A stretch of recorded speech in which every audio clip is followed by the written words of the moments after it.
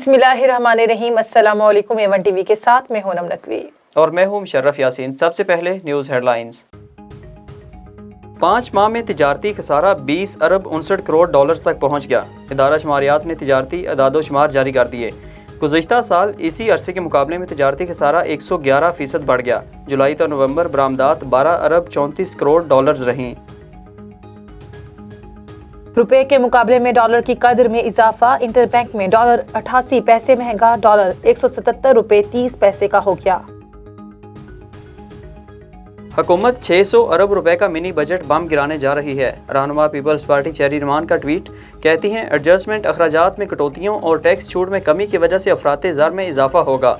अवाम को आगे मजीद मुश्किलात का सामना करना पड़ेगा।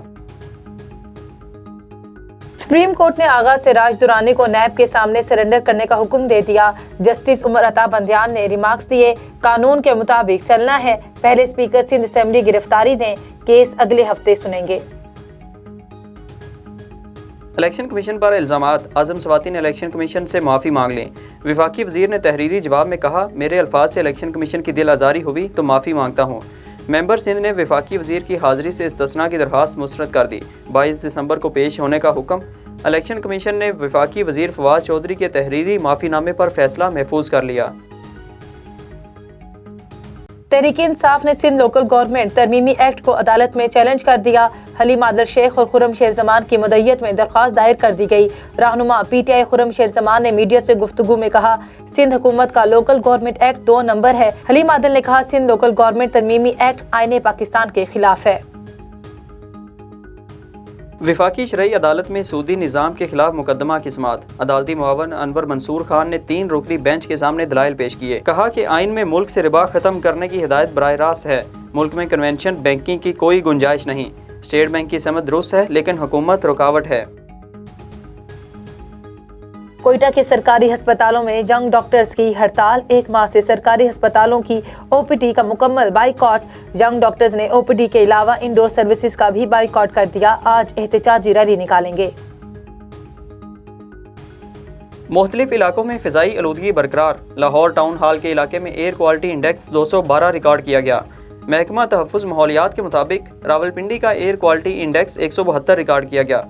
उधर भारतीय दारुल हुकूमत नई दिल्ली में स्मॉग ने खतरनाक सूरत हाल इख्तियार कर ली। नई दिल्ली में स्कूल्स आज से गैर मुअय्यना मुद्दत के लिए दोबारा बंद कर दिए गए। खैबर पख्तूनख्वा हुकूमत का जस्टिस गुल हसन औरंगजेब के घर को एक्वायर करने का फैसला। तारीखी रिहाइशगाह को अजायब घर बनाने की कार्रवाई शुरू। गवर्नर पंजाब चौधरी मोहम्मद सरवर का दौरा बरतानिया। बरतानवी पार्लियामेंट के स्पीकर लिंड से होली मुलाकात। अफगानिस्तान खित्ते की सूरत हाल और पाक बरतानिया ताल्लुकात पर बातचीत। गवर्नर पंजाब का कहना था, अफगानिस्तान की आधी से ज़ायद आबादी खाने पीने की अशिया से महरूम हो रही है। इस्लाम में खुसूसी अफराद का ख्याल रखने की तलकीन की गई है। वज़ीर आला पंजाब उस्मान बुज़दार का खुसूसी अफराद के हकूक़ के आलमी दिन के मौके पर पैगाम। कहते हैं, खुसूसी अफराद खुसूसी सलाहियतों के हामिल होते हैं। 1971 की जंग में हिस्सा लेने वाले रिटायर्ड फौजी अफसरान को खराज तहसीन पेश करने की तकरीब। 250 से ज़ायद गाजियों और उनके अजीज़ो अकारब की शिरकत। 1971 की जंग में हिस्सा लेने वाले अफसरान और उनके अजीज़ो अकारब को यादगारी शील्ड्स पेश की गईं। शाम की सुबह देर अलजोर में बस पर हमला, 10 मजदूर हलाक। खैबर एजेंसी के मुताबिक हमला तेल की तनसीबात के मजदूरों को ले जाने वाली बस पर किया गया। मुसल्लह अफराद ने बस को रोककर मजदूरों को नीचे उतारकर फायरिंग से हलाक कर दिया।